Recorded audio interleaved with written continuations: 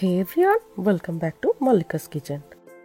আজকে আমি আপনাদের সাথে শেয়ার করতে চলেছি বাঙালিদের খুবই পরিচিত ট্র্যাডিশনাল একটি রেসিপি দই কাতলা, আর সাথে থাকছে অনেক টিপস অ্যান্ড ট্রিক্স। চলুন তাহলে রান্নাটা শুরু করা যাক।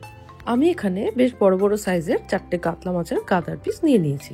প্রথমেই এই মাছগুলোকে একটু নুন, গোলমরিচ গুঁড়ো আর লেবুর রস দিয়ে ভালো করে মাখিয়ে 10 মিনিটের মতো ম্যারিনেট করতে দেব। এই লেবুর রস মাখানোর ফলে মাছের মধ্যে যে একটা আষ্টে গন্ধ থাকে সেটা দূর হবে, আর মাছটাও অনেক বেশি সফট থাকবে। এবারে একটা কড়াতে হাফ কাপের মতো সর্ষের তেল ঢেলে দিচ্ছি। তেলটা গরম হয়ে গেলে দিয়ে দিচ্ছি সামান্য পরিমাণে নুন, আর তারপর একটা স্প্যাচুলারের সাহায্যে নুনটাকে ভালো করে নেড়েচেড়ে মিশিয়ে দিচ্ছি। এই নুনটা দেওয়ার কারণে কড়ার মধ্যে মাছগুলো ভাজার সময় কড়ার গায়ে লেগে ধরবে না।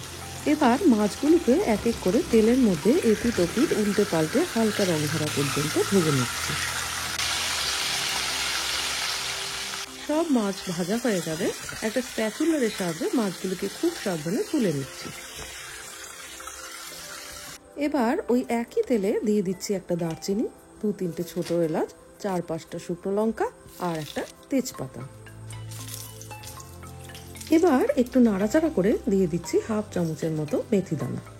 অপরদিকে একটা মিক্সিং বাউলের মধ্যে নিয়ে নিচ্ছি 2টো মাঝারি সাইজের টুকরো করে রাখা পেঁয়াজ, 1/2 ইঞ্চ টুকরো করে রাখা আদা, 3 টুকরো খোসা ছাড়ানো রসুন আর 5 থেকে 6টা কাঁচা লঙ্কা। এবার সবকিছুকে ভালো করে মিক্সিতে ঘুরিয়ে স্মুথ একটা পেস্ট তৈরি করে নেব। এরপর এই পেঁয়াজ, আদা, রসুন আর কাঁচা লঙ্কার পেস্টটা কড়াইয়ের তেলের মধ্যে ঢেলে দিচ্ছি। ভালোভাবে মশলাটাকে এবার কষিয়ে নেব, যাতে মশলার কাঁচা গন্ধটা দূর হয়ে যায়। দেখুন আমার মশলাটা ভালোভাবে কষানো হয়ে গেছে আর মশলা থেকে তেল ছাড়তে শুরু করেছে। ঠিক এই সময় আমি অ্যাড করে দেবো সামান্য কিছু গুঁড়ো মশলা। প্রথমেই আমি দিয়ে দিচ্ছি ছোট চামচের 1 চামচ ধনে গুঁড়ো, হাফ চামচ জিরে গুঁড়ো, আর কালারের জন্য আমি দিয়ে দিচ্ছি হাফ চামচ কাশ্মীরি লঙ্কার গুঁড়ো আর 1/4 চামচ হলুদ গুঁড়ো, আর সব শেষে দিয়ে দিচ্ছি স্বাদ অনুযায়ী লবণ। এবার সমস্ত মশলা একসাথে ভালো করে নেড়েচেড়ে মিশিয়ে নেব।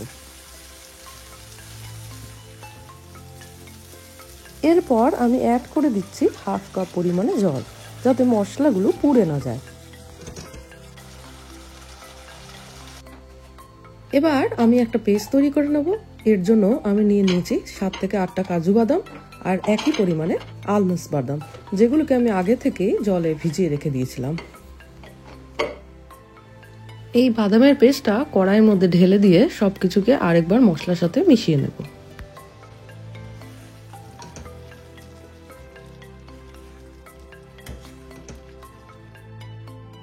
এবার মিক্সিং বাউলটা ধুয়ে খানিকটা জল অ্যাড করে দিচ্ছি, তারপর খানিকটা নাড়াচাড়া করে অ্যাড করে দিচ্ছি এই রান্নার আসল উপকরণ দই। আমি এখানে হাফ কাপের মতো দইকে সামান্য জল দিয়ে আগে থেকে ভালো করে ফেটিয়ে রেখে দিয়েছিলাম। আচ্ছা, এই প্রসঙ্গে একটা টিপস আপনাদের সাথে শেয়ার করি। এই দইটা দেওয়ার আগে গ্যাসের ফ্লেমটা কিন্তু অবশ্যই লো রাখতে হবে, আর দইটা দেওয়ার পরে কন্টিনিউয়াসলি স্প্যাচুলার সাহায্যে নেড়ে যেতে হবে, তাহলে কিন্তু দইটা ফেটে যাবে না আর জল ছেড়েও দেবে না। এরপর আমি দইয়ের বাটিটা ধুয়ে হাফ কাপের মতো জল অ্যাড করে দিচ্ছি।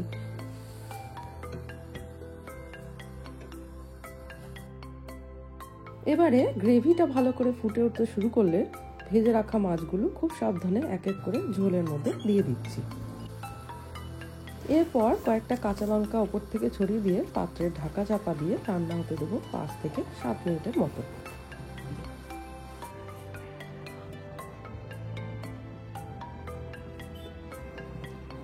এবার ঢাকনাটা আমি সরিয়ে দিচ্ছি।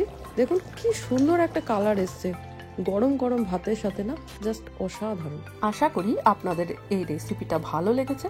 এরকম আরো নতুন নতুন রেসিপি পেতে আমার চ্যানেলটাকে সাবস্ক্রাইব করুন আর লাইক, কমেন্ট, বন্ধু বান্ধবদের সাথে প্রচুর প্রচুর শেয়ার করুন। তাহলে আজকের মতো এখানেই শেষ করলাম। ফিরে আসবো আগামী দিন নতুন রেসিপি নিয়ে। ততক্ষণ পর্যন্ত ভালো থাকবেন, সুস্থ থাকবেন। টাটা।